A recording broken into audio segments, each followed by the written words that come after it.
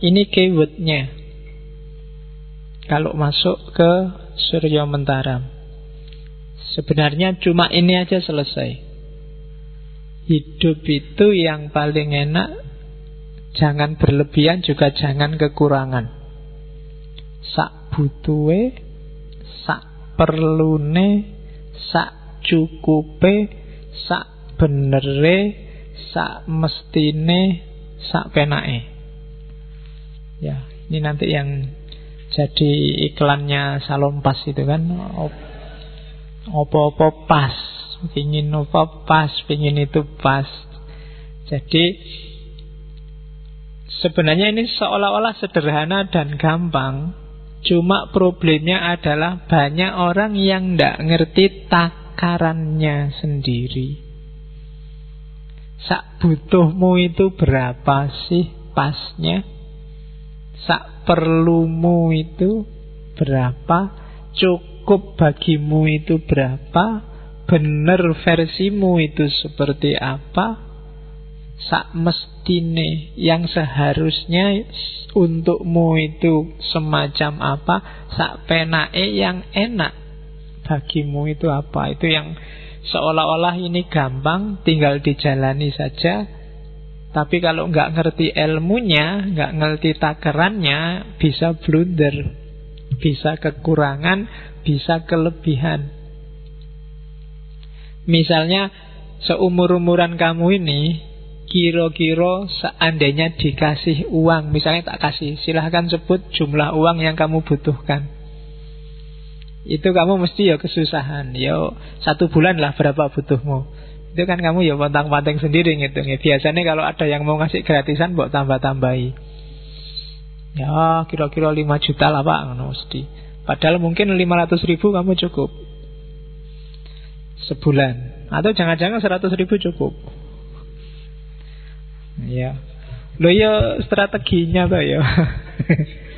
Ya cara paling gampang nyari pacar yang kaya. Ya apa-apa ditraktir kan. Oke, zaman saya dulu di pondok kadang-kadang baru tanggal 10 duitnya tinggal 20 ribu. Mesti nggak nyampe sampai akhir bulan. Strateginya gampang, karena di pondok tinggal mendekati teman-teman yang masak sendiri. Nah, kalau mendekati yang masak sendiri, seandainya masakannya mateng, mosok nggak ditawani kan, mesti ditawani. Ya, nah itu strategi. Nah, coba kamu kalkulasi ya untuk hidupmu, sak butuhe, sebenarnya kebutuhanmu itu berapa? Sak perlune, apa saja yang kamu anggap penting dalam hidupmu yang harus ada. Jangan kurang, jangan lebih. Secukupnya, apa-apa takarannya harus pas, sak benere, sesuai yang bener, yang relevan, yang sesuai untuk hidupmu, sak mestine dan sak penake. Yang bikin kamu nyaman itu apa? Ngaji kayak gini, sak butuhe kira-kira 2 jam kayak gini kesuwen apa ndak? Nah, iya kamu enak, aku sing kesuwen. Ya, terus sak perlune, kan gitu, sak perlune aja. Filsafat itu ya kadang jelimet, kadang gampang, ya diambil aja seperlunya. Ya kan, saya ingat dulu waktu kajian yang filsafat Islam itu, ada bagian-bagian pikirannya para filosof yang sudah ngoyo-woro. Ngoyo-woro itu sudah ngapain itu dibahas jelimet itu, kan terus tak skip. Nggak usah paham itu juga nggak apa-apa. Diambil substansinya aja, nggak usah detail teorinya. Nah itu sak perlune. Karena kalau tak jelasin sampai detail masuk ke situ, pemahamanmu yang tadi mau paham nggak jadi paham, jadi kacau semua. Mending itu diloncati dulu. Harus ada strategi gitu, kalau nggak malah kacau. Nah itu sak perlune. Sak cukupe. Nah sesuai cukupnya itu berapa. Nggak usah panjang-panjang, kalau pendek cukup. Bikin makalah itu kalau 2 halaman idenya sudah terwakili, ya sudah, nggak usah dipaksa jadi 5. Kalau dipaksa biasanya terus kamu copy paste, ya kan? Dan nggak nambah apa-apa, kadang malah nambah jelek. Saya pernah lihat beberapa waktu ke luar negeri itu beberapa proposal disertasi aja kadang cuma 3 lembar. 3 lembar, jadi nggak neko-neko pokoknya targetnya, penelitiannya apa, dasarnya apa, mau pakai metodologi dan pendekatan apa, cuma 3 lembar itu. Oh, kalau di sini langsung dikembalikan. Tapi di sana bisa, karena mungkin 3 lembar itu sudah proposal itu sebenarnya kan pingin janjane penelitianmu maunya kayak gimana sih, kan cuma itu. Kadang-kadang kan kamu ada proposal sampai 50-60 halaman, lah itu ya sudah jadi tulisan, ngapain dibikin. Itu bukan proposal kalau saya, ya itu wis dadi skripsi, sudah jadi tesis itu segitu. Mesti lebih banyak basa-basinya daripada intinya. Ya kan? Jadi ya banyak basa-basinya itu orang yang ndak paham, ndak ngerti kamu nulis apa. Orang yang paham teorinya komentarnya mesti cuma satu, wis tahu. Ya kan, wis tahu itu mana yang baru. Kamu cuma ngutip sana ngutip sini, bikin tesis apa bikin clipping. Jadi hidup itu sak cukupe, sak benere, sesuai apa yang kamu yakini benar, ya di situ kamu hidup. Kalau enggak akan jadi masalah. Dosisnya harus pas, 3 kali sehari apa 3 hari sekali, kan harus pas. Kalau kebalik ciloko. Sak mestinya dan sak penake, mana yang bikin nyaman. Ini rumus. Jadi hidup itu ya sak butuhe, sak perlune, sak cukupe, sak benere, sak mestine, sak penake. 6 sak, 6 S. Oke, ini rumusnya katanya Surya Mentara. Terus dari situlah nanti Surya Mentara mikir ukuran-ukuran tadi, takaran-takaran tadi. Kalau dalam bahasa ilmiah, gayanya Surya Mentara itu gaya reflektif. Jadi refleksi itu tidak sekedar mikir pakai akal. Refleksi itu kayak kontemplasi. Kalau dalam Islam muhasabah. Muhasabah itu tidak sekedar pakai akal, pakai rasa, pakai intuisi, pakai imajinasi juga main. Dan gayanya Surya Mentara itu kalau bahasa filsafat namanya rasionalitas yang reflektif. Beda sama Barat. Kadang-kadang beberapa filosof Barat itu ketika ngomong rasionalitas, rasionalitasnya biasanya rasionalitas yang egoistik. Rasionalitas yang hanya akal saja, dan kalau itu akal saja biasanya cari menangnya sendiri. Pikiranku lebih benar daripada pikirannya orang lain. Itu biasanya rasionalitas yang egoistik.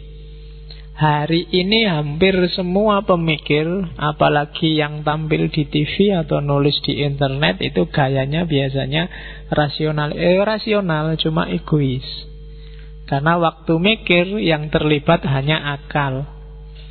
Kalau akal itu kan satu-satunya jalannya biasanya pakai logika. Dan kalau logika itu biasanya hitam putih. Setengah lebih kecil dari satu, satu lebih kecil dari 2. Itu kan logika. Jadi kalau orang hanya pakai akal, hasilnya ya memang aku yang benar, yang lain mesti salah. Karena kalau ada yang ngomong beda dari setengah lebih kecil dari 1, dia pasti salah. Di situ kuncinya. Bukan berarti setengah lebih kecil dari 1 itu ada salahnya, cuma itu hanya pakai akal saja. Kalau pakai rasa, kadang lihat konteks, itu bisa jadi setengah nggak lebih kecil daripada 1. Itu kan kayak ceritanya Konfusius sama muridnya yang dulu pernah tak ceritain waktu sesinya Konfusius itu kan. Jadi suatu ketika ada pedagang yang debat sama muridnya Konfusius. Katanya pedagang itu 3 kali 7 itu 20. Katanya muridnya Konfusius, lu sampean kok bodoh, mana SD kelas berapa, nggak ngerti. 3 kali 7 itu ya 21. Tapi yang ndak 3 kali 7 itu 27. 27. Gegeran lama terus, udahlah, ditanyain gurumu aja, Konfusius. Dia mesti jawabnya 27. Taruhan ya. Kita, kalau kamu benar, penggal kepalaku. Cuma kalau aku yang benar, kamu tak cambuk 10 kali. Wis, karena dia yakin banget nek bener kan. Akhirnya begitu ketemu Konfusius, ditanya, guru, berapa 3 kali 7? Jawabannya Konfusius, ya 3 kali 7 ya 27. Iya wis. Pusing muridnya iki, guru stres iki. Kemarin bilangnya 21, sekarang bilangnya 27. Terus akhirnya kan seneng itu yang pedagang. Bener toh 27, kamu ndak kayak gurumu sih. Akhirnya sudah, kamu dicambuk 10 kali. Dicambuklah dia 10 kali. Setelah pedagangnya pergi, terus tanya, guru, sampean ini gimana? Tuh anak kecil aja bilangnya 21. Katanya gurunya, yo biar aja, mending aku ngomong 27 keliru dan nyawanya selamat, daripada aku ngomong 21 dia salah, kita kehilangan 1 nyawa. Jadi itu rasionalitas yang reflektif. Nggak cuma lihat mana benar mana salah secara akalnya, cuma situasinya. Lah taruhannya nggak imbang, satu tukar kepala, satu cuma cambuk 10 kali. Ya kan? Itu namanya mikir, pakai rasa, pakai imajinasi, harus main. Hidup itu kalau versinya Surya Mentaram, ya rasionalitasnya nggak boleh rasionalitas logis, rasionalitas egois. Kalau hanya itu, hasilnya mesti konflik. Orang merasa benernya sendiri masing-masing. Jadi rasionalitas reflektif, dan kalau memang masih mungkin naik kelas 1 level, rasionalitas akomodatif. Rasionalitas akomodatif itu ya mikir, nyari bener semua fakultas pemikiran, fakultas caramu bisa menangkap pengetahuan, baik intuisi, naluri digunakan. Setelah itu dibuka, tidak kaku, akomodatif. Kalau ada orang punya pandangan berbeda, kalau ada orang punya versi sendiri, ya monggo, kita bisa nerima. Nah, itu namanya rasionalitas akomodatif. Jadi ada rasionalitas egois, kalau bisa naiklah kelas jadi rasionalitas reflektif. Kalau mungkin naiklah 1 step lagi ke rasionalitas yang akomodatif. Jadi nggak sekedar nyari kebenaran, tapi juga bisa menerima apapun kebenaran yang ditemukan orang lain. Nggak sekedar merasa benernya sendiri pakai akal, tapi juga ngejar kebenaran pakai variabel yang lain. Mungkin pakai naluri, pakai intuisi.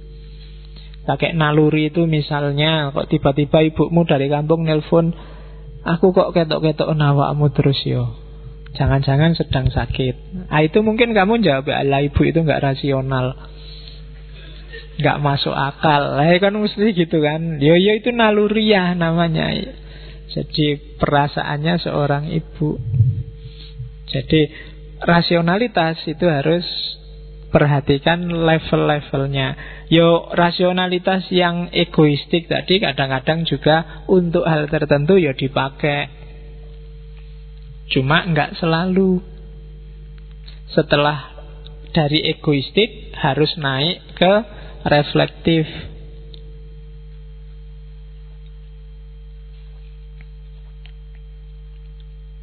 Misalnya tehnya panas. Kalau rasionalitas yang egoistik kan tiba-tiba tak omong, teh panas man. Tapi kalau rasionalitas yang reflektif, dipikir sih, ini sudah capek-capek dibikini, ini sudah capek-capek masak, ya kok gitu, apa ya tiba-tiba harus ngomong gitu, ya apa nanti-nanti lah. Nah, itu reflektif. Ya tak omongi tapi nggak sekarang, atau ngomongin nyindir-nyindir dikit lah, nggak ada. Nah, itu reflektif. Kalau akomodatif, sudahlah nggak usah ngomong. Tiap orang kan takarannya beda-beda. Mungkin dia mikirnya ngajine 2 jam, kalau dikasih yang dingin nanti sampai akhir jadinya tambah dingin. Itu akomodatif. Kamu bisa nangkep apa yang dia mau. Itu levelnya semacam itu. Oke, jadi Surya Mentaram dia ada di level rasionalitas reflektif ketika dia ngomong tentang kebahagiaan. Karena dia masih nyampe ke kebahagiaan individu, meskipun nanti di ujung dia masuk ke rasionalitas yang akomodatif, memahami semua orang yang lain sesuai dia memahami dirinya sendiri. Nanti Surya Mentaram ini merasa tercerahkan, menemukan. Jadi ceritanya satu ketika dia sedang tidur sama istrinya sendiri, sama istrinya orang lain. Jadi tiba-tiba terus dia bangun. Ketemu sekarang. Bertahun-tahun sejak umur 18 tahun gelisah nyari manusia. Ternyata ketemu sekarang. Istrinya kan cuma bengong aja, iki wong iki waras apa ndak. Jadi tiba-tiba ngomong sendiri, tidak sendiri, ketemu sekarang. Terus istrinya tanya, "Lho ketemu itu ndi?" Terus saiki menungsone. Ya iki menungsone itu. Ya Surya Mentaram yang tiap hari gelisah, tiap hari sumpek, tiap hari nyari menungso. Ya dialah sendiri manusia itu. Jadi itu persis kayak René Descartes yang aku itu ada apa enggak sih? Akhirnya ketemunya kan dirinya sendiri. Ada, ya aku ini. Loh, buktinya ada aku apa? Ya yang mikir aku itu ada apa tidak tadi. Berarti apa? Ada yang mikir. Kalau ada yang mikir berarti kan ada buktinya. Aku ada, yaitu yang mikir tadi, yang sedang meragukan tadi. Nah, mirip itu Surya Mentaram merasa, ya yang gelisah tadi, yang tiap hari nyari jawaban, yang tiap hari sumpek tadi, itulah dia manusia. Cuma tidak kayak Descartes, dia terus loncat ke ranah spiritual bahwa untuk memahami diri, untuk nemu orang, maka orang harus bisa ambil jarak dan lihatlah dirimu sendiri. Jadi kayak keluarkan dirimu dari dirimu, terus tolehlah lihat dirimu sendiri. Di situ kamu akan ngerti siapa dirimu. Di situ kamu akan ketemu pengetahuan sejati, ketemu manusia. Selama ini tidak ketemu manusia karena jadi satu, terlibat. Kamu tidak ngambil jarak. Ilmu itu bisa dipahami kalau ada jarak. Sesuatu itu bisa diketahui kalau ada jaraknya. Termasuk tentang diri. Muhasabah itu kan kamu agak misah dari dirimu, terus mikir, ngapain tadi aku ya? Seharian ini apa yang sudah aku lakukan? Itu kan muhasabah. Itu kan namanya ngambil jarak. Di situ kamu ketemu dirimu. Ya kalau kamu wajahmu nempel di tembok itu, kamu tidak akan ngerti tembok itu warnanya hijau mateng apa hijau muda. Nggak jelas. Kalau sama pacarmu sedang nempel itu nggak jelas, cakep apa jelek sama saja.